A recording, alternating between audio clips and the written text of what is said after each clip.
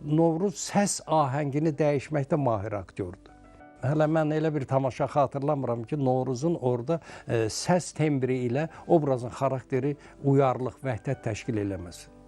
Və yaxud onun səhnə ritmi, səhnə hərəkəti ilə danışıq tərzinin ahəngində bir qovuşuqluq olmasın. Novruz bunlara həmişə həssaslıqla yanaşan və ona ustalıqla, peşəkarlıqla nail ola bilən aktyorlar sırasındadır. Özün varlığı için sevinər. Ama özünü hər yerine koyup bir dele gülür ki, az kalır divarların malası dökülsün. Ama yersiz de gülebilir. Bak mesela bu Bronx küçelerin oğul kimi çıxış eləndə getdi oğlanla... Ne de o gülür? Az kalır divarların malası dökülsün şef. Ancak sana ben bir söz deme. Sonra diyecek ki yine dalsızı danışıram onun.